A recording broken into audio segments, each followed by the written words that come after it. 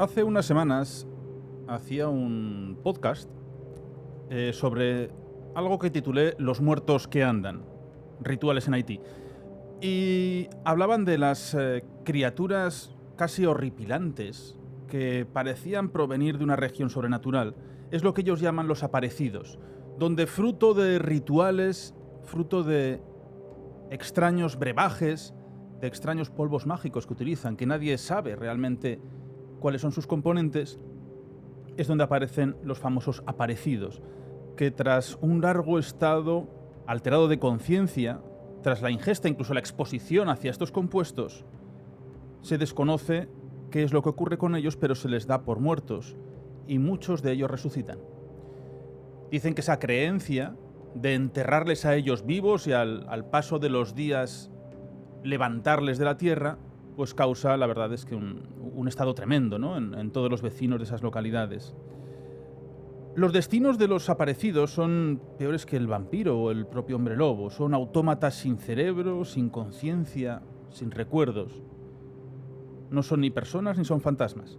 Son los que permanecen en un umbral que separa el mundo de los muertos con el mundo de los vivos. Esta noche, Los Aparecidos, comienza Abismo.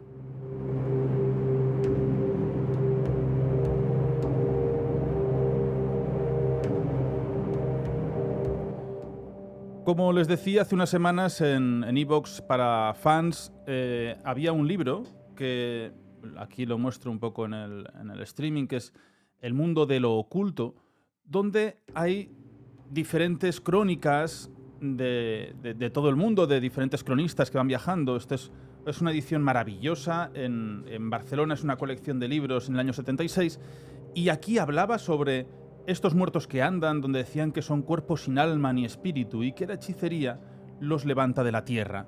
Y por eso quería continuar sobre ese programa que hice, ese pequeñito podcast, y para ello pues he decidido llamar a un maravilloso amigo de este programa, porque además están a punto de hacer una publicación que es La serpiente y el arco iris, una reedición anómala. Y para reediciones anómalas pues tenemos a nuestro amigo Don Pablo Vergel.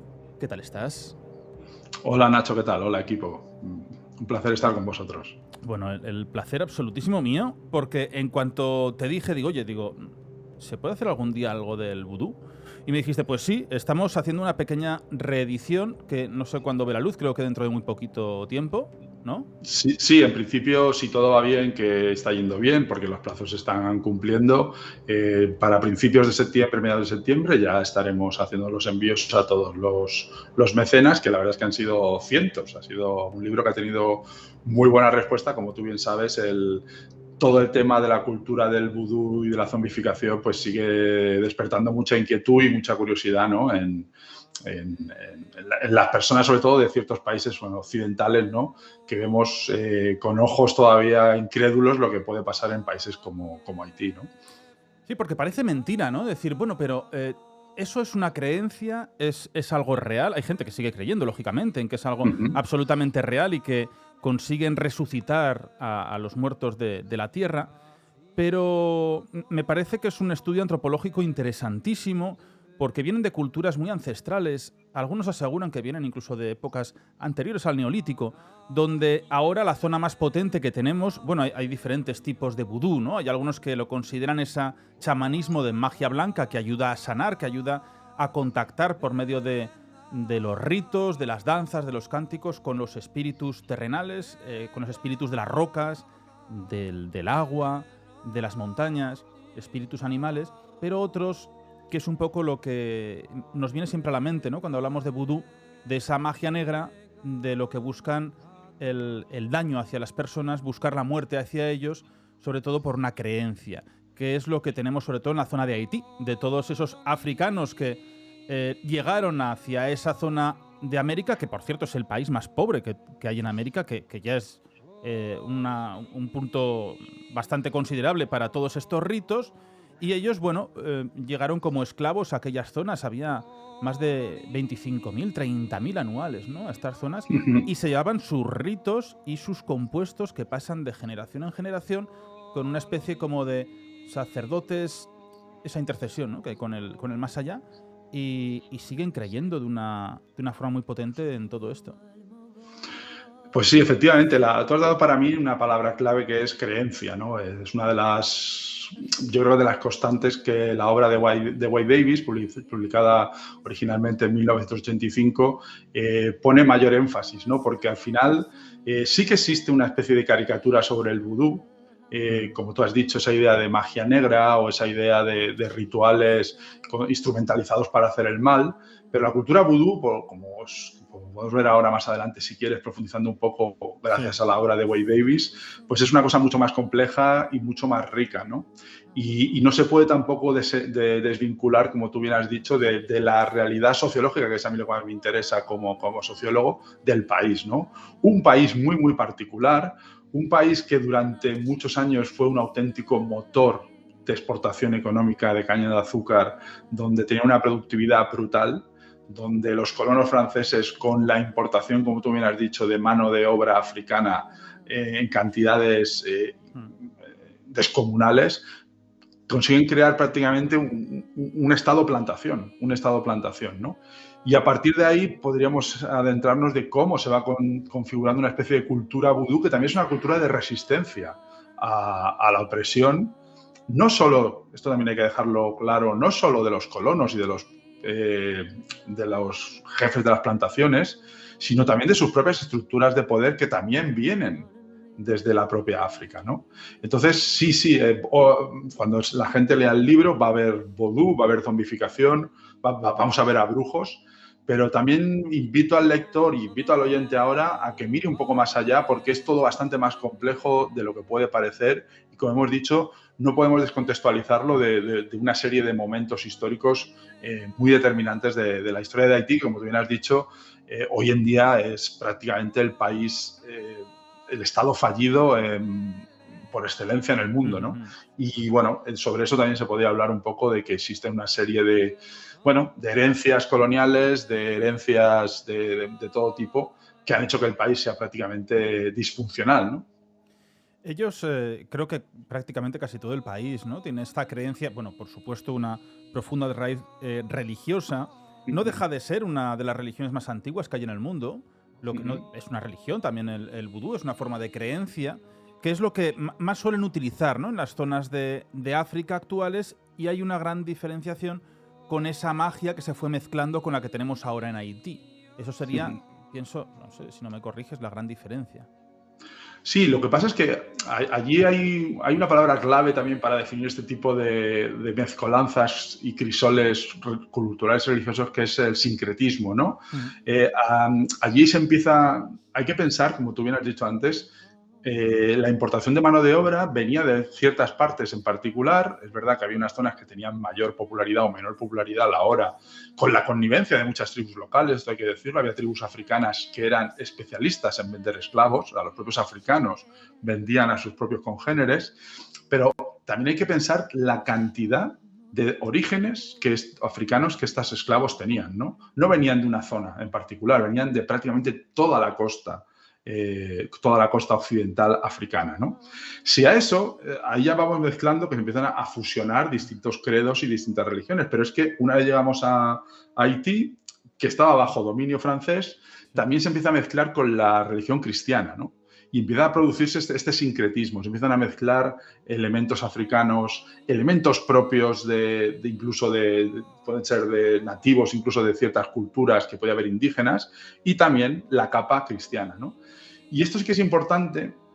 Hay una dualidad muy grande entre el Haití urbano y el Haití rural. El Haití urbano es un Haití que tiende a la cultura urbanita, a una cultura más pro-occidentalizada, pero por contra, la gente, los esclavos, muchos de ellos empezarán a vivir o a hacer comunidades rurales, ¿no? Y ahí es donde se empieza a crear esta cultura vudú, o vudú, como se suele decir, donde, como hemos dicho, el castigo del vudú, como el castigo de la zombificación, que luego veremos, es un hecho que existe. Tú antes lo decías, el vudú, la zombificación existe. Bueno, pues según Wade Davis sí que existe. Es un fenómeno bastante inusual, pero que se utilizaba de manera muchas veces propagandística, como tú has dicho antes. A la gente, a los pueblos les infundían terror, ¿no? La idea de convertirse, como tú bien has dicho, en un ser robótico, en un zombie, que es la palabra que hoy mismo acuñamos gracias a la popularidad de la cultura vudú, que te conviertas en un ser sin voluntad al servicio de otros, porque allí, Nacho, el mayor terror que puede tener un haitiano es volver a ser un esclavo. Ellos vienen de un legado esclavista terrible. Hay que decirlo, que esto también el oyente y el lector lo debe saber. Haití fue la única revolución esclavista que triunfó en el mundo, ¿vale? Entonces ellos tienen un terror muy fundamentado a volver a ser esclavos, ¿no? Entonces, la cultura vudú abarca muchas cosas, desde, como tú has dicho, cualquier religión tiene preceptos educativos, preceptos culturales, preceptos religiosos, preceptos sexuales, todo tipo, es todo un conjunto, ¿no?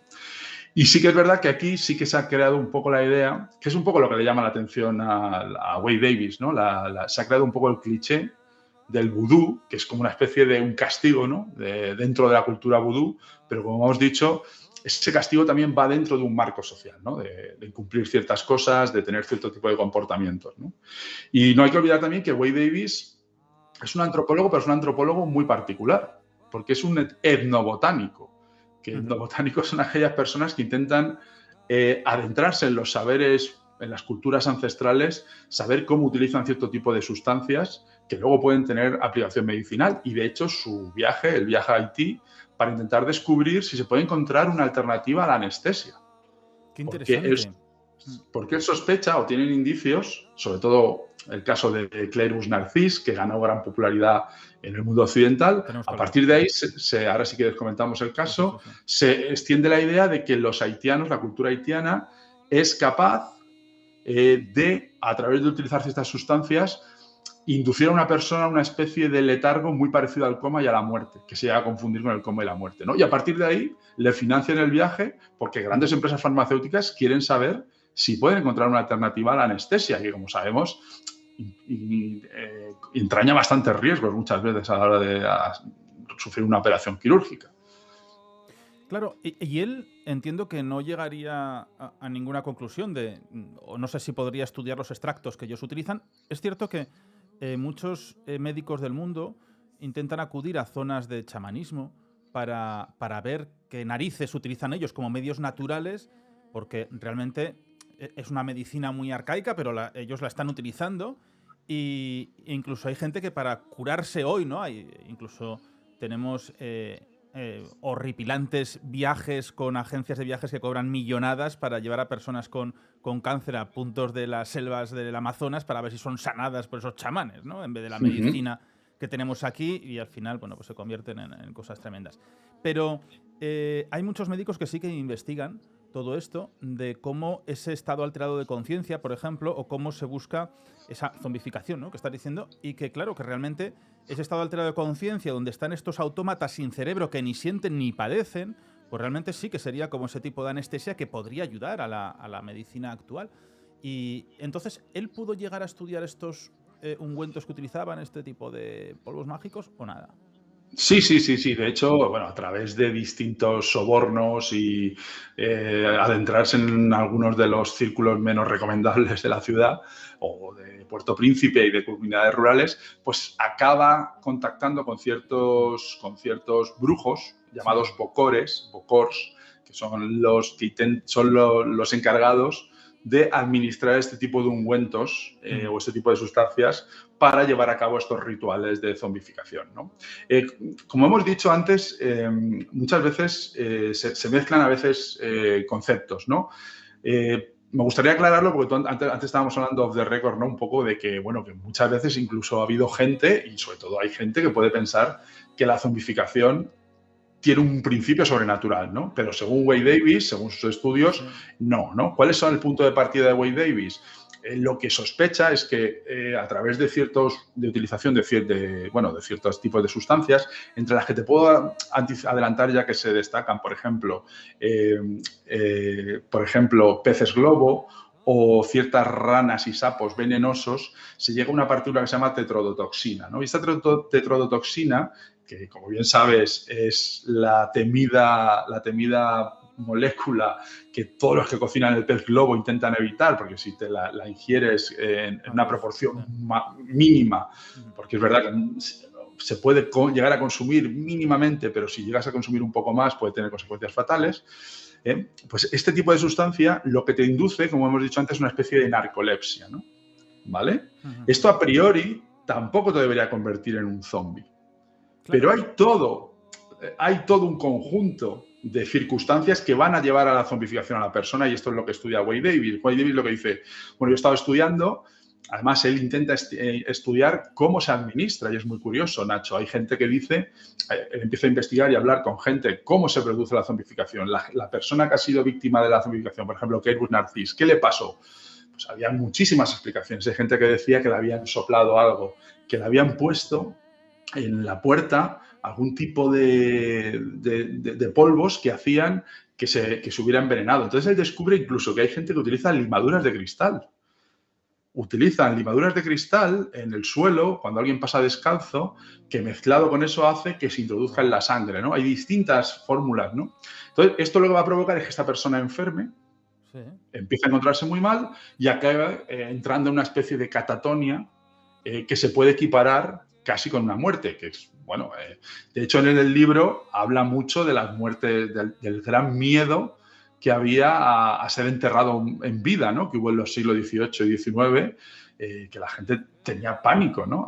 De hecho, bueno, la gente lo recordará, ¿no? Algunos episodios míticos de La Dimensión Desconocida, de Twilight Zone, un capítulo mítico de alguien que entierran vivo, ¿no? Pues tiene una especie de catatonia, ¿no? Entonces, esta persona era certificada como difunta, muerta, pero realmente no estaba muerta. Entonces, el ritual venía luego. Iban al cementerio, lo sacaban, y ahí es cuando se producía un verdadero trauma, ¿no? Porque la persona, de nuevo, le volvían a proporcionar cierto tipo de drogas y todo el trauma, imagínate el trauma de pensar que has muerto, sentir que te mueres, despertarte, que te arranquen de la tumba, y entonces es cuando tú te convertías en una especie de sujeto completamente deprimido, que no sabías dónde volver y no tenías ningún tipo de arraigo, ¿no? Entonces estas personas vagaban por la isla de Haití completamente aterrorizadas y completamente no querían volver a sus pueblos porque tenían miedo de que volvieran a hacerles daño, ¿no? Entonces la historia estaba también en ese sentido cómo este tipo de personajes al final se habían convertido en una especie de medida preventiva para el resto de la población, ¿no? Eran convertidos como en chivos expiatorios. ¿Qué te puede pasar si no cumples las normas? ¿Vale? ¿Qué te puede pasar si tú, por ejemplo, eres infiel? ¿Qué te puede pasar si tú matas a alguien, ¿no? Si cometes algún tipo de falta grave, la respuesta del castigo más temido que te ofrecía la cultura vudú era obligarte a este tipo de ritual donde te mataban prácticamente, te resucitaban y te convertían, como hemos dicho, en lo más temido que tiene un haitiano, que es convertirse de nuevo en un esclavo, ¿no? Has dicho un tema muy interesante, que es claro, estábamos hablando aquí de esta zombificación, pero claro, la narcolepsia o el zombie es que es muy diferente, porque la narcolepsia realmente se da por muerta a la persona, es un estado comatoso, donde tú no puedes tener ningún tipo de reacción física obvia. Es uno de los grandes momentos más temidos, también por eso hay un tiempo para enterrar a una persona. Sí, sí. Pero claro... de hecho, en el libro, Nacho, recuerdan que en el siglo XIX hubo un aparato de gran popularidad que era una especie de dispositivo de campanas que te enterraban con él. Por si te enterraban vivo, tú pudieras ponerte a tocar la campana en el cementerio y hacer sonar distintos ruidos, ¿no? Para que veas tú el miedo social que hubo, ¿eh? Bueno, había gente que pedía ser enterrada con un pico, con una pala o con la botella de chinchón. Pero... O que le atravesaran el corazón. Había gente que decía, yo prefiero que me maten. Sí, pero claro, es decir, de esta narcolepsia, que sería esa explicación que habría médica Me ha encantado lo de los cristales en los pies, ¿eh? Lo de pisarlo y esa droga, ¿no? Claro, entra por la vía sanguínea. Pero claro, a ser utilizado para la labranza, por ejemplo, o porque hay unos pasajes donde dicen que ellos pueden llegar a pasar por delante de sus casas y no reconocer ni qué es su domicilio, ni quiénes son sus familiares, ni quiénes son sus padres, ni sus hijos, ni nada. Entonces son personas que se convierten en esos cerebros vacíos, sin conciencia, pero son manejados y utilizados. Entonces Aquí, por ejemplo, este libro aparece, me encanta, que dicen que hay un descubrimiento de 2 seres de 1740, que dicen que son de los primeros casi zombificados, y aparecen 2 cuerpos momificados que, según ellos, el examen decían que eran restos humanos, con colmillos y unas grandes uñas. No sé si se puede ver aquí. Sí. Y aparecen como con cuernos, con esa especie de colmillos que llevan. Claro, esto, para esa sociedad con ese analfabetismo tan tremendo, el impacto puede ser brutal. Mira, vamos a hacer una cosa. El coronel Francisco Rubio, que lo tenemos mucho en este programa. Él es especialista en operaciones especiales, es uno de los máximos expertos que tenemos en el mundo. Y él, en una de las misiones que tuvo que estar en Haití, nos ha querido enviar un audio y nos cuenta lo siguiente. Vamos a ponerlo. Ya en Inch vivíamos en un colegio religioso que no estaba muy lejos del cuartel general de la misión en la provincia. Este cuartel general en realidad era probablemente la casa que había entonces más señorial de la persona más rica de la ciudad, y que la cedió a cambio de un buen dinero a Naciones Unidas para que tuviéramos ahí nuestras oficinas, sala de junta, de reuniones para programar las actividades y demás. Era un chalet enorme con un jardín a la entrada y cerrado con una valla y una puerta, una cancela.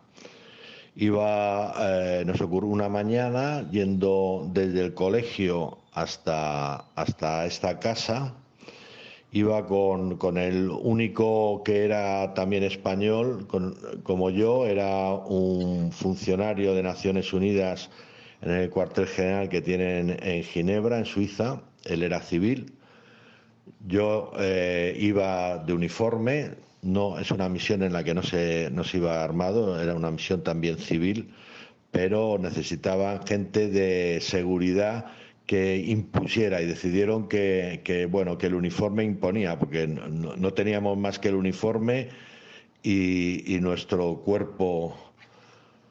Entonces, íbamos paseando por la calle y vimos que esa mañana la gente nos miraba un poco raro, nos miraba con más atención.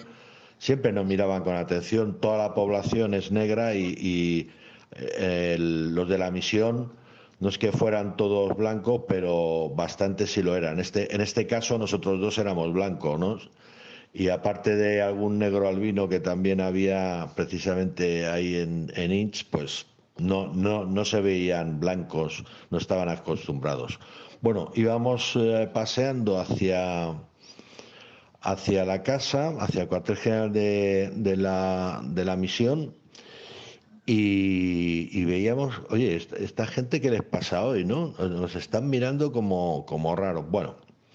Al acercarnos vimos que había algo en el suelo, parecía que había algo tirado en el suelo justo delante de la cancela, de la puerta. Y entonces nos empezamos a acercar, pero más despacio, y ya vimos que alrededor había un montón de gente como esperando nuestra llegada. A medida que nos acercamos vimos que era un gallo muerto,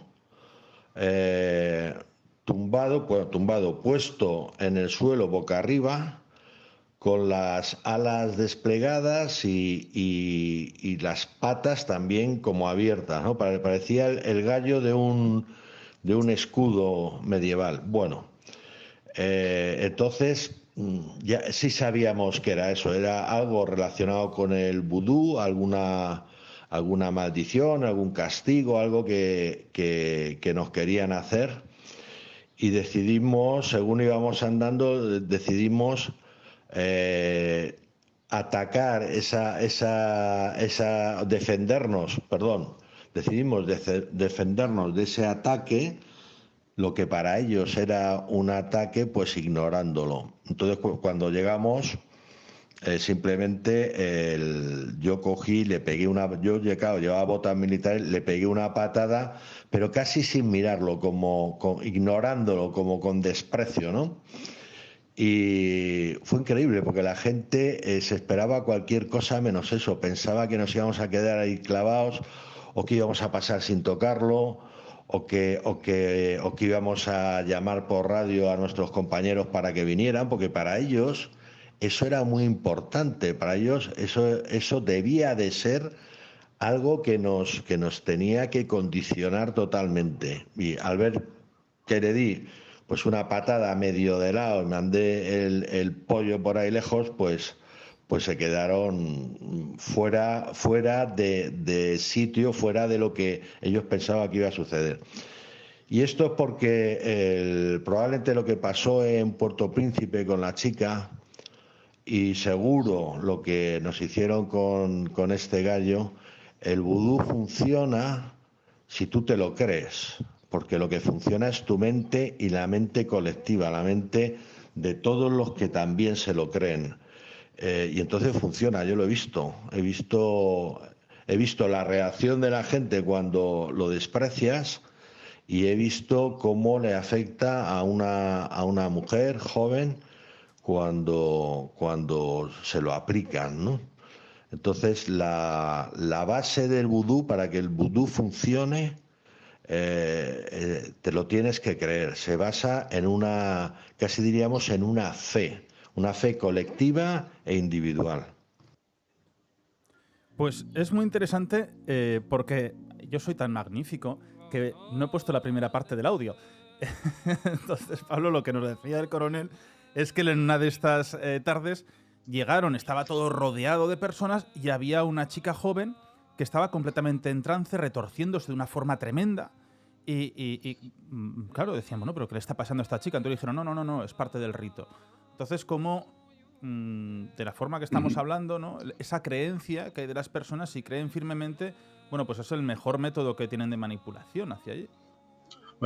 Me ha gustado mucho este audio que habéis puesto porque, curiosamente, todo lo que ha dicho se recoge igual en el libro, ¿no? En el libro, como parte de... Además, es curioso porque incluso forma parte de una especie de ruta turística. Hay una serie...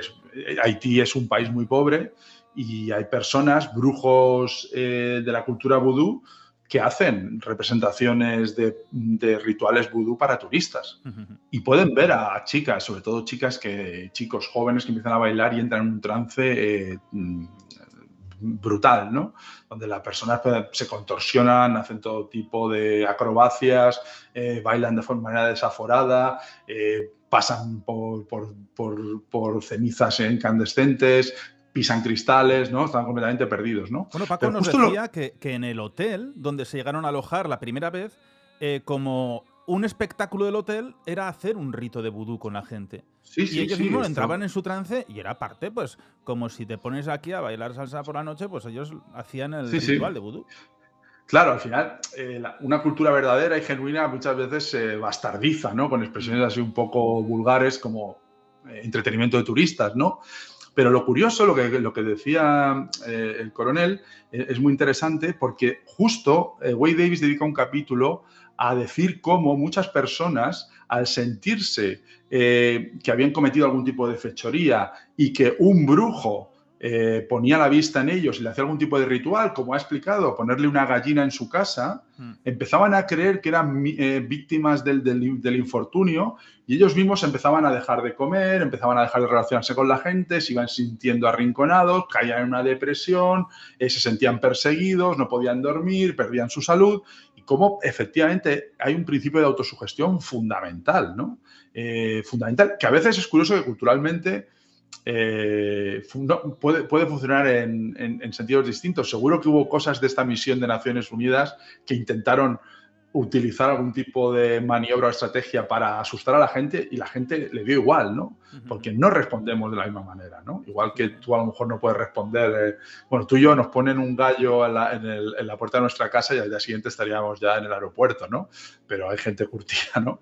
Pero que hay cosas que te pueden afectar a ti de manera tal y culturalmente para ti no tienen ningún valor, ¿no? En este caso el coronel pues no le dio ningún valor, lo vio como una especie de bueno, de pequeña gamberrada que le hicieron, ¿no? Para intentar intimidarlo, Sí. pero habría gente que si estuvieran dentro de la cultura vudú, a lo mejor estaba viendo un ritual de maldición que iba a suponer su muerte o su absoluta desgracia, ¿no? Y entonces, por eso es muy importante esto lo que dice Wade Davis en su libro, el vudú, y por eso él al final deja de intentar experimentar tanto con el vudú, porque él al final como investigador, ¿qué quiere? Replicar el proceso de zombificación. Pero se da cuenta que es imposible, porque no va a poder hacerlo, porque él no tiene la credibilidad de ser un brujo de la cultura vudú, y fuera de la cultura vudú no va a funcionar. Fuera de la cultura vudú no va a poder funcionar, ¿no? Entonces, al final, acaba, bueno, por así decirlo, intentando rodear la cultura vudú, comprenderla mejor, pero abandona un poco su misión inicial de intentar replicar cierto tipo de cosas que era un poco su misión inicial, ¿no? Poder utilizar estas sustancias y estos rituales para la ciencia occidental, ¿no? Él se da cuenta al final que quizás ese no es el camino, ¿no? Fíjate, lo que ha dicho el coronel Rubio, a mí me estaba recordando un programa que hice de Milenio Live muy cerquita de donde tú vives, bueno, en el psiquiátrico de Cheste, el psiquiátrico infantil, allí en Valencia. Claro, yo llegué a hacer el programa, pues como siempre, a las 11 de la noche, que preparabas todo para conectar a las 12, y me di una vuelta. El día anterior estuve para comprobar la conexión con el gurú, que es Diego Marañón. Todo funcionaba perfectamente. Y al día siguiente no había nada, ¿no? Y me doy una vuelta antes de empezar el programa y le digo, Iker, tío, digo, conéctate echando leches a Skype, que te voy a enseñar una cosa. Y en el patio de detrás había, de ese mismo día, había un gallo decapitado, aves decapitadas, desplumadas y la sangre puesta en los árboles y clavados, ¿no? Y me sorprendió tantísimo, primero porque estás solo, de madrugada, te encuentras esos animales decapitados, te encuentras ese rito en una zona tan cercana, ¿no? Es decir, bueno, ¿y por qué eran o qué eran? Y sobre todo decir, digo, estoy aquí haciendo un programa, imagínate que coincide, que vienen a la vez que estoy haciendo el directo, ven a un chalao con un teléfono móvil y una linterna, y igual los otros chalaos, a ver quién es más chalao de todos. Y esos ritos, claro, es decir, era vudú, no era vudú, serían rituales de amarre, ¿no? Hay cármenes donde le dio muchas vueltas a qué podía ser, porque luego con tierra trazaban círculos, pero también había diferentes objetos de maderas y objetos de textiles. Que esto es muy importante, porque en el vudú sí que se utilizan, Pablo, los objetos, ¿no? Todos recordamos ese típico muñeco de trapo, donde es un clásico, ¿no? De las películas casi de terror, donde se meten fotografías, se ponen las agujas, se ponen diferentes cosas. Yo he encontrado a gente, amigos, que lo tienen como ornamental y lo tienen con sus agujas clavado, y hay muchísima creencia hacia esto. Y hay personas que ya no es que tenga cosas clavadas, sino es dónde ha estado, qué se ha hecho con ese objeto, ¿no? Como objetos malditos u objetos que también se utilizaban para sanar por las articulaciones. Sí. Bueno, en el libro hemos hablado tú y yo de la cultura vudú y la zombificación, pero hay una panoplia de rituales y de creencias. El mal de ojo, tipos de rituales de santería, de invocación de espíritus, amuletos de protección, todo tipo de rituales muy parecidos a lo que podemos ver aquí de culturas similares. No hay que olvidar, por ejemplo, la cultura dominicana. Santo Domingo está al lado de Haití. O sea, están separados por una frontera, pero es la misma isla, ¿no? Pues imagínate la conexión y el intercambio que habrá de ideas y de rituales. O sea, que muchas de las cosas que vemos aquí de santería dominicana tienen también probablemente mucho de vudú, y el vudú tiene mucho de santería dominicana, ¿no? Entonces, sí, efectivamente hay una serie de rituales animistas, mágicos, que prácticamente, como en casi todas las culturas, contienen casi todas las grandes inquietudes de la humanidad. Pues el amor, la fecundidad, la protección, ¿no? Todo este tipo, por eso la cultura, ¿no? Lo que sí que me gustaría antes hacer una apreciación, como tú antes has dicho, existe una idea sobre el vudú bastante establecida que ya hemos comentado, ¿no? Pues un ritual de una persona que parece que ha sido muerta, es resucitada y luego esta persona es esclavizada. Wade Davis diverge un poco, ¿no? Wade Davis piensa que realmente no es tanto que haya una mano. Hay gente que piensa que hay plantaciones o campos que están siendo trabajados por zombies, ¿no? No suele ser ese el caso. Según Wade Davis, es gente que se convertía en paria y acababa trabajando de lo que podía, ¿no? No era tanto para romper un poco esa idea Porque al final lo que estas personas lo que tenían era un trauma brutal, ¿no? Era un trauma brutal de haberse convertido en una especie de muerto viviente y eran unas personas que habían caído en desgracia. Y como explica muy bien Wade Davis, eran gente que, no voy a decir que había un acto de justicia en su proceso de zombificación, pero que había sido consecuencia de algún tipo de actitudes o de acciones en la vida que no eran apropiadas, ¿no? Y el castigo social era la zombificación, ¿no? Entonces, bueno, al final, a mí me gusta mucho Wade Davis porque al final intenta ir más allá del cliché, ¿no? De los malos, ¿no? Al final, él le da un enfoque mucho más social, mucho más cultural, ¿no?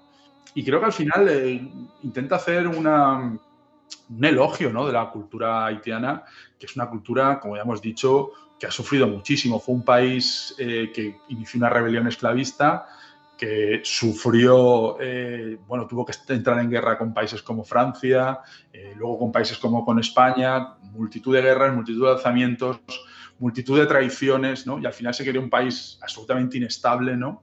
Que a día de hoy, pues como hemos visto, es un país donde prácticamente no se puede desarrollar la vida como, tal y como la conocemos, ¿no? Es un país fallido, ¿no? Y bueno, hay gente que de esto saca algunas lecturas bastante, bueno, negativas, ¿no? Da un poco de pena, ¿no? Que el único país del mundo que ha tenido una revolución nativa o esclavista, pues a día de hoy, donde triunfó ese tipo de rebelión, pues sea el país más pobre del mundo, ¿no? Pero bueno, también hay otra serie de factores que también pueden llegar a explicarlo. Pablo, hay un personaje muy interesante que es Clairvius Narcis, que es un zombificado realmente. Es una historia... Es el zombificado. Por excelencia, ¿no? Es casi como el de la realeza, el que preside este grupo, este clan, porque, claro, él se le da por muerto en los años 60 y aparece luego desorientado, con el certificado de función, se explica, bueno, en el 62, luego en el 94 fallece de forma definitiva, y él dice que ha estado durante años muerto, luego se ha muerto viviente y luego vuelve a la vida. Es un caso que ha sido investigado por médicos, ha sido investigado por antropólogos, por muchísima gente, como decir, bueno, vamos a ver, ¿qué hay aquí de real? ¿Esta persona ha podido ser un engaño, un fraude o es auténtica esta historia? A ver, el caso de Clairvius Narcis, acompañado también de otra mujer que se llama Tifem, que también tuvo cierta relevancia, fue un auténtico bombazo informativo, ¿no? En los años 60 y 70, bueno, se convirtió en una especie de figura pop prácticamente, ¿no? El zombie de Haití, ¿no? Y lo cierto es que, bueno, no sabemos hasta qué punto puede haber, todo lo que se cuenta puede ser real o 100% verídico, pero sí que es verdad que, y en el libro sale, es una persona que se le tramita un certificado de defunción en un hospital, ¿no? Y aparte, por si hay gente que puede tener puede ser un poco racista y puede pensar que, bueno, que los hospitales de un país como Haití, que pueden saber ellos, pues no, lo hizo un médico occidental, ¿no? Un médico occidental certificó el estado de defunción. Como hemos contado antes, Clairvius Narcis enferma. Sí. En cuestión de días empieza a tener unos síntomas terribles, entra en una especie de aletargamiento, una especie de coma y fallece. Se les pide el certificado de defunción, es enterrado y años después lo encuentran vagando por unos campos donde había estado trabajando. Por eso mucha gente decía, estaba trabajando como un esclavo, lo habían hecho esclavizado. No, a ver, no. Simplemente era que el hombre se había vuelto a trabajar y él era un hombre aterrorizado. No quería volver a su casa, no quería volver a ver a sus hermanos, ¿no? Poco a poco hubo un acercamiento y estas personas, pues al final, pues sí, hay fotos y todo, que está con sus hermanas, con algunos familiares empezó a entablar relación, pero él tenía pavor porque él decía que su hermano era el que lo había zombificado con la ayuda de un brujo local, un bokor, ¿no? Entonces, durante muchos años, pues bueno, él se dedicó un poco también a contar su caso y dejarse querer un poco por los medios occidentales, ¿no? Pero... para que veas también, él sí que dice que pasó unos años muy cerca de la catatonia, donde es prácticamente un zombie, pero en el último tramo de su vida, bueno, pues él podía contar su historia, podía referir y comunicarse más o menos como una persona que estaba en una residencia de ancianos, una residencia ya institucionalizada prácticamente, una especie de celebridad local, ¿no? Estaba ya en una residencia, pero más o menos funcionaba, ¿no? Entonces, bueno, este caso de Cleirus Narcís se convirtió un poco en el paradigma, ¿no? Y fue el que hace que mucha gente empiece a mirar este tema de una manera real, ¿no? O sea, ¿estamos ante una leyenda o estamos ante algo, ¿no? Entonces es cuando surge la expedición de Wade Davis, el etnobotánico, porque dicen, bueno, si esto es cierto, ¿qué tipo de sustancias pueden inducir a este tipo de estado? Y de hecho, antes de todo es una pregunta muy interesante, cuando decías, una de las cosas que Wade Davis no es capaz, más o menos sí que llega a descubrir cómo se puede inducir el estado de coma o de narcolepsia o de catatonia. Lo que no es capaz de descubrir es cómo se puede recuperar a alguien de allí. Andando. Eso es algo que Wade Davis no fue capaz y le dio muchísimas vueltas. ¿Qué tipo de sustancias podían hacer que esa persona pudiera salir de ese estado? O a lo mejor... él se dio cuenta de que no era el tiempo. Es decir... al cabo de 5 días esa persona vuelve o al cabo de un mes, sino que algo, vamos a decir que algo soplan y que de esa forma él vuelve de nuevo a su conciencia real. Claro, el tiempo era complicado porque al final había muchísimas posibilidades de que la persona falleciera. Sí. Esto se tenía que hacer a los pocos días del enterramiento, no se podía hacer mucho más, ¿no? Entonces esperar tampoco era la opción, ¿no? Entonces, bueno, muchas veces lo que él intuía que había algún tipo de sustancia que podía hacer que esta persona recuperara la conciencia, ¿no? Eso sí que pero él no fue capaz de... Lo he leído en bastantes cronistas antiguos que acudían a Haití, ¿no? Donde decían que ese brujo, ese sacerdote, cuando enterraba con sus ayudantes, porque claro, decía, aquí hay una ventaja.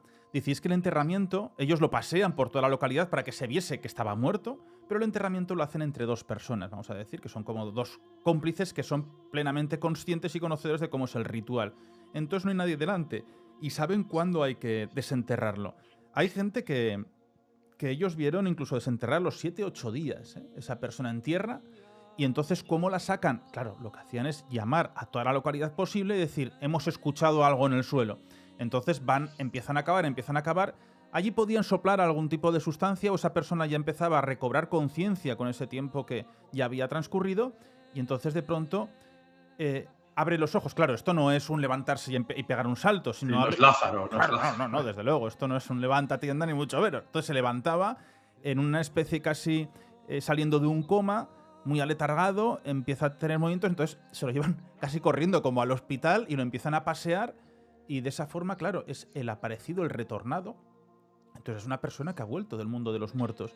Y lo van paseando por la casa, por las viviendas, él no reconoce a nadie y es un absoluto zombie, una persona que no corresponde a este mundo. Por eso dicen que está en ese umbral entre el mundo de los vivos y el mundo de los muertos. Y esto sí que me recuerda mucho a esas...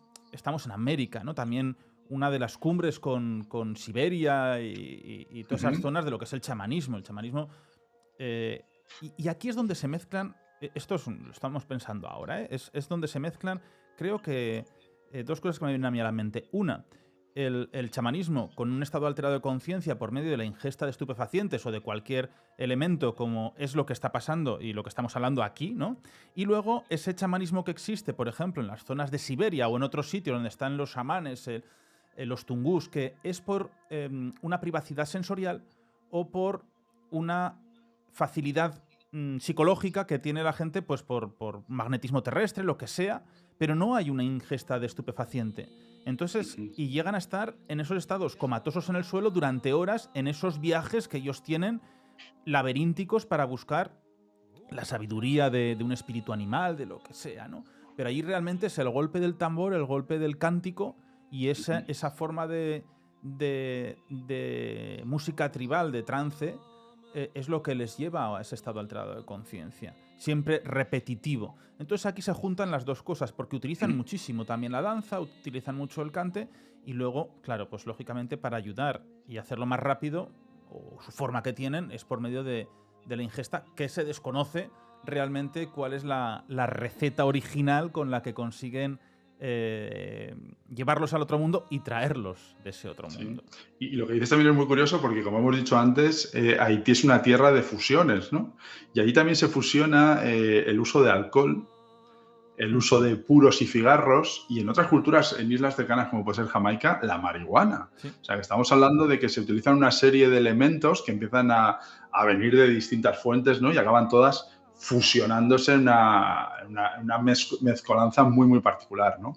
Wade Davis le da mucha importancia sobre todo a la idea de poder local, ¿no? De cómo estos rituales al final lo que querían reforzar el poder de los brujos locales, el poder de la cultura vudú y, como hemos dicho antes, esa idea de castigo social ante personas, ¿no? Y cuál es lo que te puede esperar si no te comportas bien, ¿no? O sea, todo tenía un sentido social, ¿no? Que es un poco lo que muchas veces se pierde en las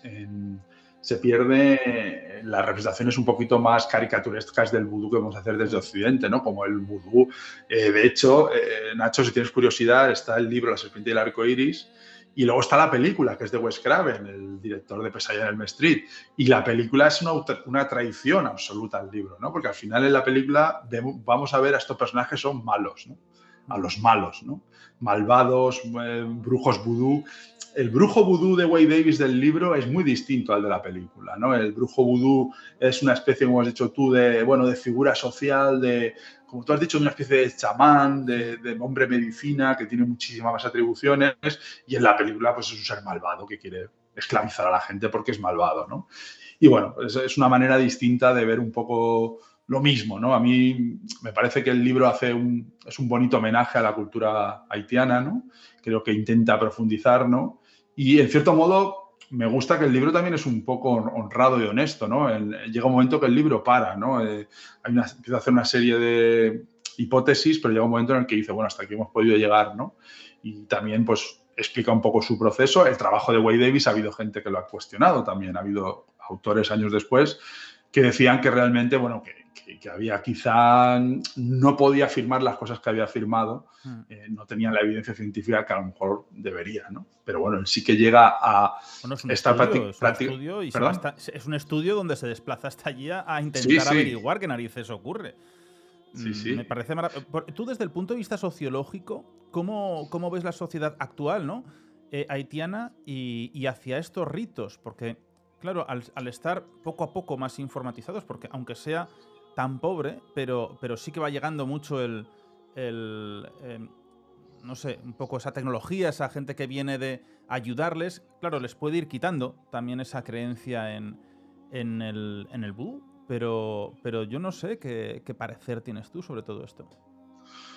Bueno, la verdad es que Haití es un caso trágico y dramático de la sociología, desde el punto de vista de sociología, porque es prácticamente, es casi una especie de probeta que podemos utilizar los sociólogos o cualquier analista de lo social, de ver cuáles son las claves para que un Estado o una sociedad se colapsen, ¿no?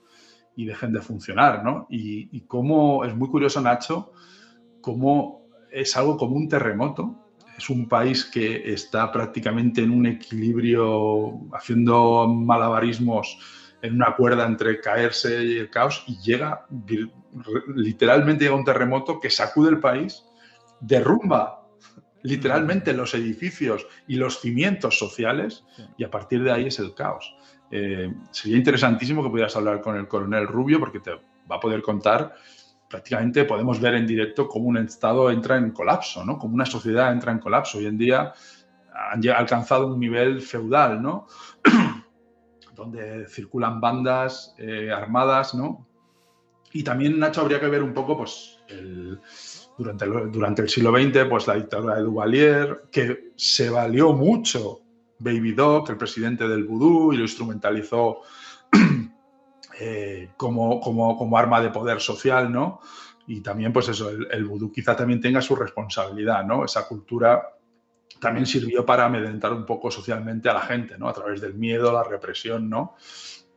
Y otra serie de circunstancias. Pero yo creo que podemos extraer muchísimas lecciones de Haití, ¿no? Todas de ellas probablemente negativas, ¿no? Y lo cierto es que es un país que prácticamente parece ingobernable, donde la vida no vale nada y donde tristemente no se ve un futuro de ningún tipo, ¿no? Imagino que habrá gente que podrá tener más visión de campo de allí, pero es que realmente es muy difícil trabajar y vivir en ese país, ¿no? Ya se ha convertido en un país prácticamente inhabitable, ¿no? Pablo, vamos a ver. Tengo un audio de Silvia Ladrero, que es criminóloga, y ella nos comenta casos que ha podido investigar, que han ocurrido en España relacionados sobre este rito que pueden hacer en nuestro país. Vamos a escucharlo y lo comentamos un momento. No debemos olvidar, querido Nacho, que aunque el vudú lo vemos desde una perspectiva que incluso nos llama la atención, lo vemos como ritos muy exóticos relacionados con el ocultismo, pero la realidad es que en España sí que existe el vudú, está entre nosotros y no precisamente con la intencionalidad que nosotros estamos acostumbrados a escuchar.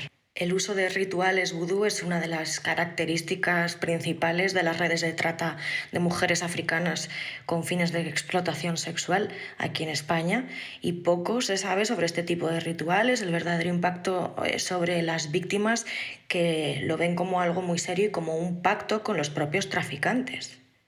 La brujería, la santería es una práctica generalizada en estas redes y lo que intentan es extorsionar a las propias víctimas, normalmente provienen de Nigeria, y las traen con promesas de que van a poder mejorar socialmente, económicamente, vienen de entornos muy pobres. Una de las prácticas más habituales de los traficantes es que a las mujeres las obligan a cumplir antes de viajar con un juramento, que es el llamado vudú yuyú.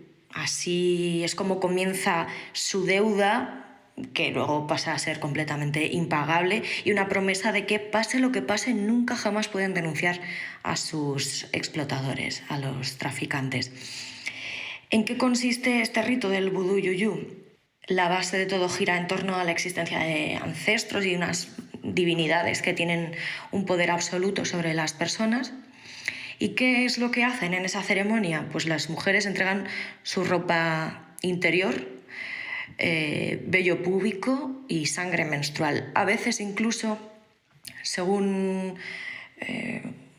cómo hacen el ritual, también tienen que comer un corazón de pollo recién arrancado.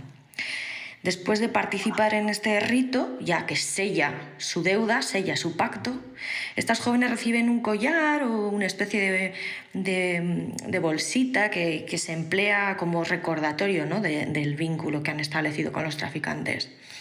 Y es una prueba de cargo en su contra, ¿no? Es como, has pactado esto.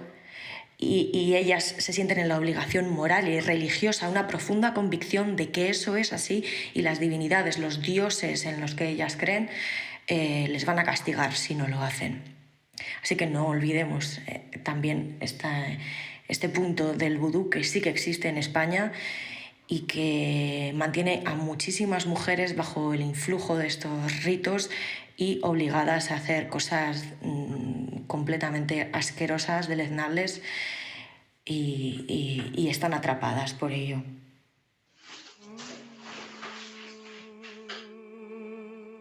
Fíjate, Pablo, que esto me pone los pelos de punta, ¿no? De cómo estas redes de trata, de extorsión, con este vudú yuyú, que le llaman, pero cómo si rompen ese trato, ese rito, ¿no?, pueden morir ellas o directamente la maldición familiar.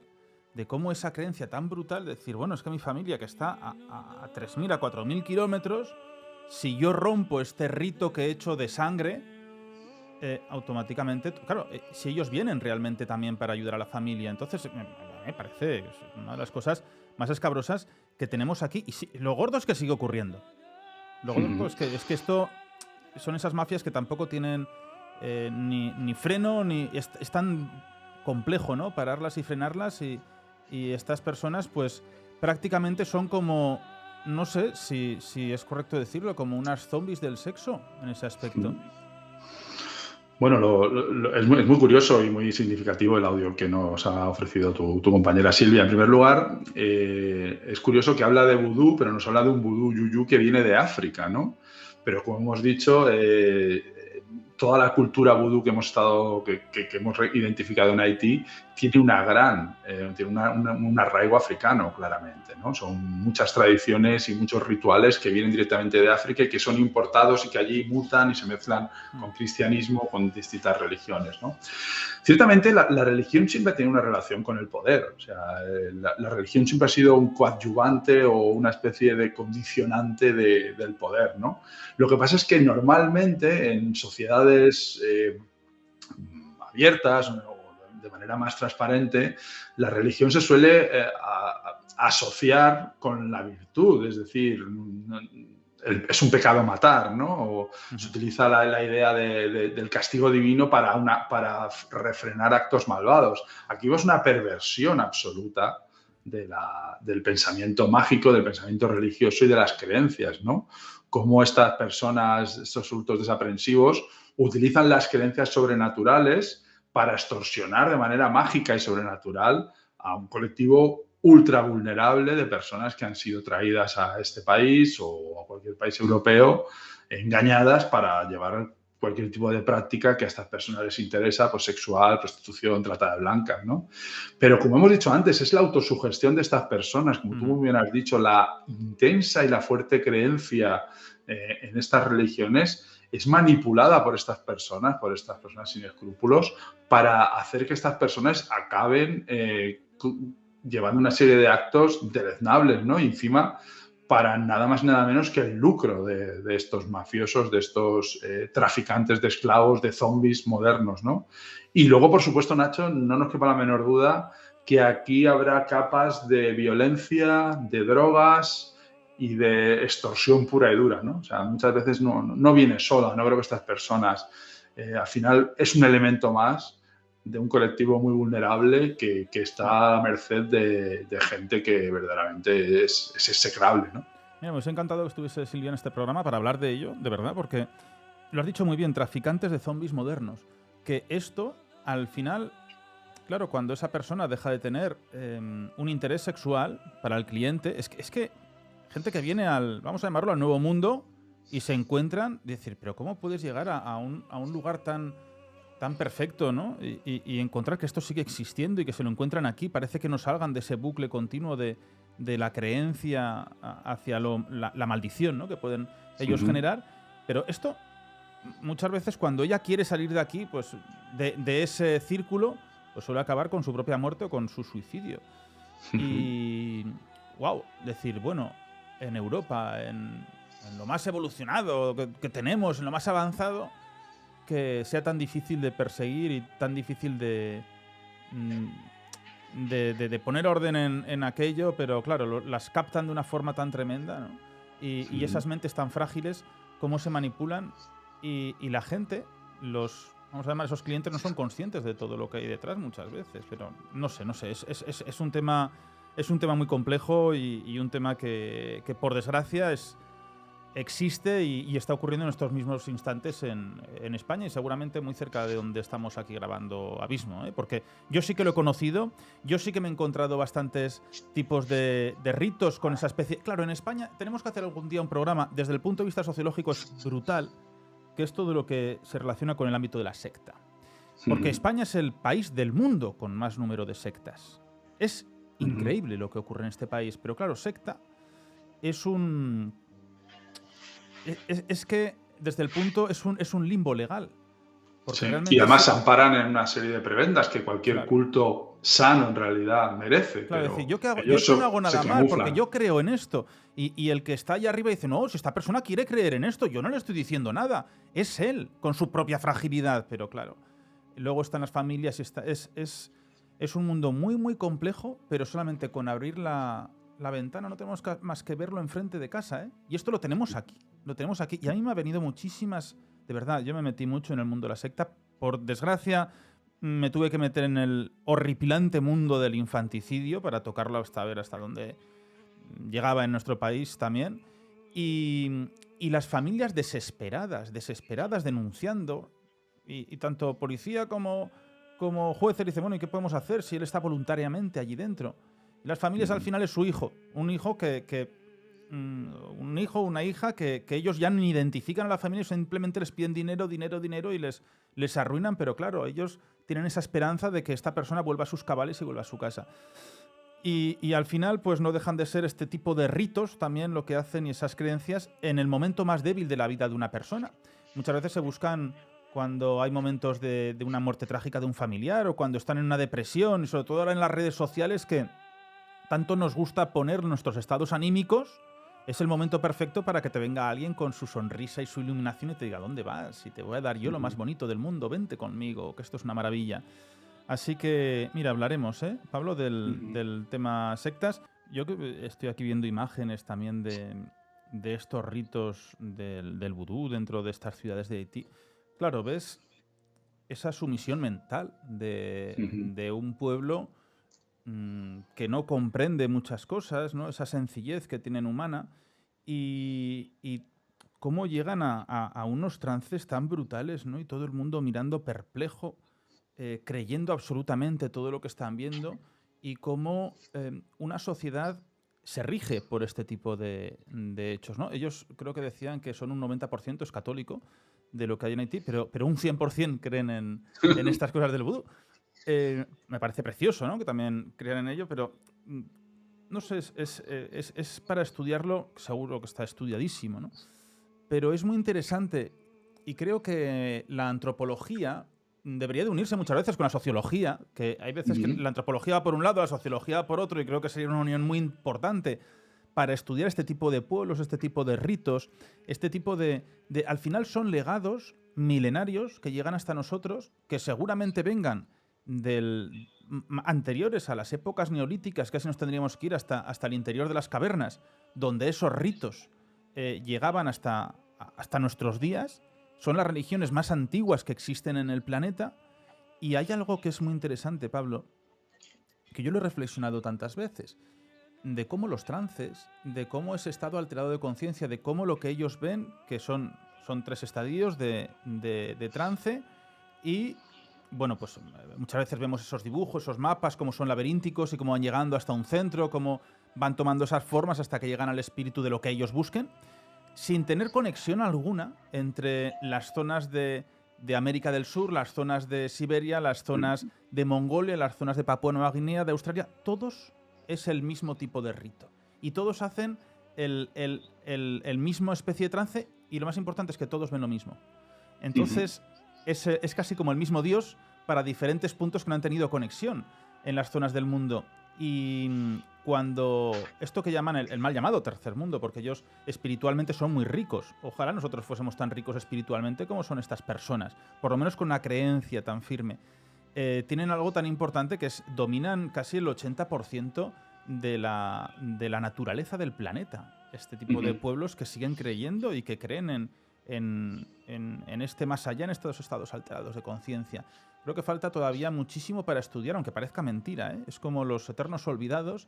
Siempre hay algún loco que se va a algún tipo de tribu a ver qué narices hacen, pero luego no terminan de conectarlo con diferentes puntos del mundo. Y eso sé que es muy complejo, es muy difícil, pero yo muchas veces sí que le doy vueltas, ¿eh? Es decir, ¿y por qué hacen el mismo rito en un punto y a 8.000 kilómetros hacen el mismo rito si esta gente no ha tenido ningún tipo de conexión? Y luego, Nacho, no olvides que hace unos meses en tu programa estuvimos aquí, José Antonio Caravaca y yo, y estuvimos hablando de gente que estaba utilizando estas culturas chamánicas y estos rituales ancestrales, y lo estaban conectando con las experiencias OVNI, ¿no? Con las experiencias de abducción, y cómo esos estados alterados o extraordinarios de conciencia pueden tener un significado muy, muy importante en el desarrollo de religiones y de creencias, ¿no? Y como al final muchas de estas experiencias tienen una conexión clarísima con la trascendencia, ¿no? Con la trascendencia que aquí en el siglo XX, la trascendencia moderna se llamó cultura ovni o se vistió de ese disfraz tecnológico, pero que luego gente como Néstor Berlanda o Juan Acevedo, Rodolfo Viegas, están viendo, como tú has dicho, se dan cuenta que los modernos relatos de abducción no difieren tanto de los relatos chamánicos de Mongolia de hace 3.000 años, ¿no? Que esos esquemas bastante similares. Ha cambiado quizá el disfraz, ¿no? Pero la esencia sigue vigente o sigue igual, ¿no? Pues, Pablo, me parece que es un libro que vais a sacar maravilloso, La serpiente del arco iris, y cómo tenemos que imaginar, ¿no? Esos jefes de tribu con sus trajes ceremoniales, esas caras blanqueadas con cenizas que esperan el comienzo del ritual, esa ceremonia en las puertas del templo, que es tan impactante, ¿no? Tan impactante, y ver las imágenes invito a la gente a buscar, ¿no? Las caras blanqueadas con cenizas y con diferentes ungüentos que van poniendo. ¿Cuándo salía el libro? Pues en la primera quincena de septiembre. Primera quincena de septiembre. ¿Lo tendremos en quinto?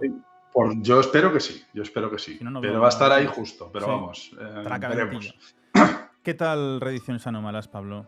Pues bien, hemos tomado alguna decisión de bajar un poquito el ritmo de publicaciones, Por eso. un poco de velocidad crucero y nada, tomar un poco de impulso para seguir seguir intentando tomar carrerilla para seguir impulsándolo. ¿Pero qué pasa, Pablo? ¿Que a Diago le pesa escribir prólogos? Pues sí, y su tarifa ya es inasumible. Esto es una cosa que hay que hablar, tenemos que ponerla sobre la mesa, pero la tarifa de Diego ya es inasumible. Bueno, pues esto, sabes que es ir a San Vicente y les secuestramos rápido. Y asumirlo. Yo quiero recordar que antes estábamos hablando de algo que a ti te apetecía ir a ver. El próximo viernes, el 21 de julio, estamos en Madrid, en el Museo Thyssen, con un programa que hacemos en el auditorio del museo sobre la exposición de lo oculto en la colección del Thyssen. Es interesantísimo porque... primero, es una de las grandes pinacotecas que tenemos en el mundo. Y segundo, es la primera vez que un gran museo en el mundo se atreve a hacer una exposición sobre ocultismo en sus obras. Sobre lo oculto, perdón. Donde hablan de ese espiritismo, hablan de lo demoníaco, hablan de lo astronómico, de lo celestial, de lo terrenal, y de cómo todos los cuadros hay que verlos, esa pintura, desde otro punto de vista. De cómo hay guiños de los propios autores, de los artistas, que nos llevan a ese mundo oculto que tanto nos gusta y que nos enamora a la gente. Y al fin se han dado cuenta de que este mundo del misterio, de lo extraño, pues interesa a más personas. Fíjense si interesará que un museo como es el Thyssen ha decidido dar el primer paso para generar una exposición que pienso que nos va a enamorar a todos, y la semana que viene estaremos allí. ¿Se puede asistir? Por supuesto, porque hemos ampliado ahora en 80 plazas más de las 150 que había, y simplemente hay que enviar un email con el nombre y apellidos al nuestro email tan complejo de memorizar, que es canalnachonavarro@gmail.com, canalnachonavarro@gmail.com, y nombre y apellidos, y de esa forma pues podremos estar en el programa, y de la mano también estará nuestro querido Jesús Callejo, maravilloso, y sobre todo Guillermo, el director del museo, y que ha sido el comisario de la exposición, y que nos explicará cada uno de los puntos que debemos de fijarnos en el arte, que esto sí que es una maravilla y es un viaje en el tiempo. Y el siguiente evento ya en Quinto, con las momias, el 9 de septiembre, que lo tenemos completo. Son 300 personas, Pablo, que vamos a tener allí en el aforo. Va a ser... bueno, la iglesia es grande, pero el profesor Vergel va a estar con nosotros, porque va a estar Reediciones Anómalas en Quinto. Sí, pues la verdad es que me hace mucha ilusión participar en el evento. Nunca he estado en Quinto, no conozco nada de las momias, así que la verdad es que... Y me pierdo el del Thyssen por un día, ¿eh? No, es una pena, ¿eh? Estoy en Madrid el jueves, pero no el viernes, así que, pero bueno. Si tengo que elegir, me quedo con Quinto también, te lo digo. Sí, bueno, montarás el tenderete. Hombre, por supuesto, ahora va Dulac del misterio allí. Oye, ¿y el libro de la serpiente y el arco iris se puede reservar de alguna forma? En breve abriremos una preventa en agosto. Vale. ¿Y esto cómo funciona? ¿En la página web? Sí, porque ya el crowdfunding se acabó, ya tuvo bastante éxito, hemos tenido cerca de 300 personas que han participado. Ahora estamos ya en plena producción del libro, y yo espero que esté para principios de la primera quincena de septiembre. Sería ideal que estuviera en Quinto, en tu evento, y esperemos que así sea, pero va a estar justo. Bueno, ¿y algún otro libro en mente? Pues sí, ahora estamos viendo un libro con Enrique Chazarra sobre ilusionismo y parapsicología. Entonces eso no es una reedición, es una edición. No, esta es una edición. Entonces... De hecho, va a la colección Balazote. Claro, tenemos las reediciones y las ediciones. Sí. La serpiente de arcoíris es una reedición. Sí. Bueno, ya sabéis. Es un libro que se publicó en España, el Enigma Vudú, no me acuerdo con qué nombre, se publicó en España y en Argentina, pero con otro título, porque se ve que la serpiente del arco iris, que es un nombre muy bonito y que dentro es muy chamánico, ¿eh? Sí, por supuesto, es que si lees el libro ves el ritual de dónde sale la serpiente del arco iris, una catarata, un lugar muy particular de Haití, donde se supone que se aparece también la Virgen María, por eso te hablo de cómo se solapan las distintas creencias, ¿no? Y es muy bonito, pero bueno, aquí optaron por algún nombre un poquito más sensacionalista. Que dirían, pues esto no se venderá mucho, la serpiente del arco iris. Hablaban mucho en esas zonas de 3 grandes esferas de luz cuando llegaba la muerte, y había que aferrarse a una de las 3. La primera era grande, la segunda era mediana y la tercera pequeña. Y si no se aferraba uno a esas esferas de luz, quedaba vagando el espíritu en un umbral, lo que llamaban el limbo. Limbo. Sí, y decían que no hay tiempo, no existe el tiempo, y no tienes ni ojos ni boca, simplemente oídos y solamente escuchas reproches y a la gente, sobre todo a los que has hecho daño en vida, no sé tú cómo irás de eso, es un cara a cara con ellos y tienes que estar frente a ellos y escucharles, y tú no puedes hacer nada, y ese tiempo que no existe, claro, pueden ser 5 minutos nuestros o pueden ser miles de años nuestros, no sabemos. ¿Tú qué harías? ¿Cogerías la luz? Sí. Me suena un poco como a Twitter, ¿no? Es como estar en Twitter o algo así, ¿no? Oyendo reproches. Sí, es como un... Twitter ahora está más tranquilo. Sí. Porque nadie entiende nada, entonces creo que ya la gente no está interactuando como No, antes. ya no entienden, la gente no entiende nada, como tampoco entendemos tus tweets, ¿no? Es un poco esa forma de escritura. Críptica. Sí. Es de iniciados. Es maravillosa. En quinto te lo explico. Vale. Y desde aquí hacemos una llamada a don Diego Marañón para que baje las tarifas, siga haciendo prólogos. Oye, ¿y un libro suyo? Hombre, ya me gustaría a mí, pero ahora no. Ahora en agosto no tiene nada que hacer. Yo creo que no, ¿eh? Pero creo que le gusta descansar en agosto, me consta. De todas formas, podría escribir un libro sobre Garabandal perfectamente, que sería fabuloso. Por ejemplo. Tengo un programa pendiente sobre Garabandal porque a mí me encanta, es que he estado tantas veces, ahí me pegué el susto de mi vida, ¿no? En Garabandal. Y sigue vivo, ¿no? Y miles y miles de personas que siguen acudiendo cada año o diferentes momentos del año, sobre todo esa venida que siguen esperando. Y fíjate, a día de hoy, la potencia que tiene un pueblo tan minúsculo, tan pequeñito en esa zona de Cantabria, como cuando ocurrió todo esto, ¿no? Con las niñas, que no había ni carretera, obviamente, era un camino de tierra, y decían que cuando llovía se pegaban 15 días completamente en desconexión con el aislados, resto de poblados. Sí. Y es tremendo, ¿no? ¿Y quién dominó Garabandal? ¿Quién se hizo con todo? Los norteamericanos, cuando llegaron, empezaron a comprar sus terrenos para construir sus casas, esperando que era el lugar donde el último reducto del mundo, donde iban a ser todos salvados. Garabandal es fantástico, ¿eh? Sí. Y por llevarse se llevaron hasta las niñas, porque muchas de ellas se acabaron casando con miembros de una iglesia estadounidense. Y de hecho, creo que siguen viviendo allí algunas de ellas. Sigue viviendo una de ellas, seguro que sigue viviendo allí, porque al final a Garabandal no ha vuelto casi ninguna a vivir. Y es... Madre mía, es que solamente estar en ese sitio... Sí, es un sitio especial. Y al final es de rituales de tiempos antiguos. Pues nuestro querido don Pablo Vergel... Pues nada, Nacho, muchísimas gracias por atenderme y nos vemos pronto en Aragón. A ti por Reediciones Anómalas, ¿la página web es difícil? Sí. ¿Cómo que es difícil? Para que la gente entre.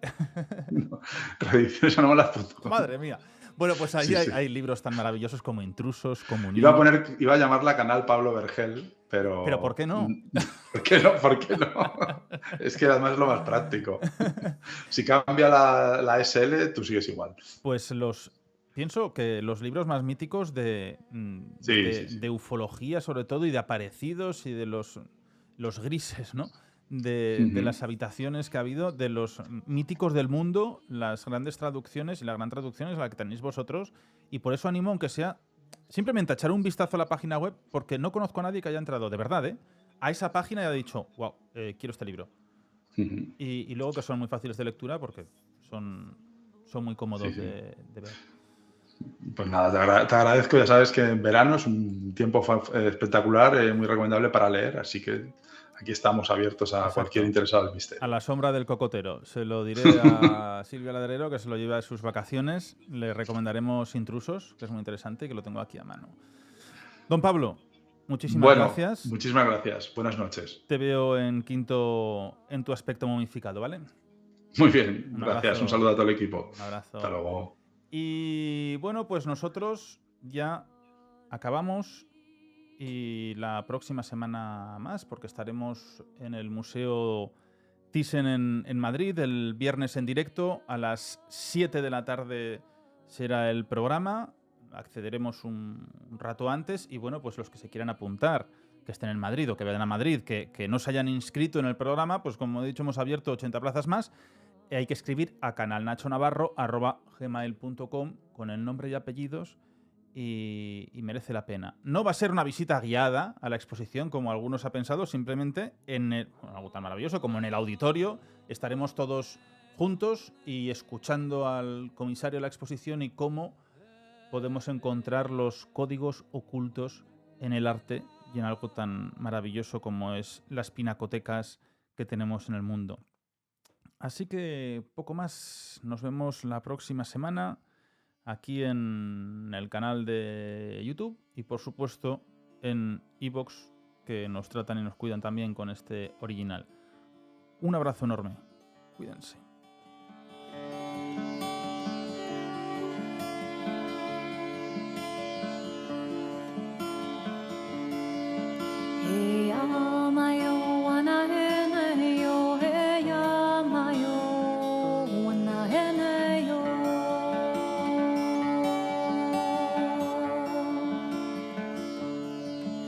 Hey,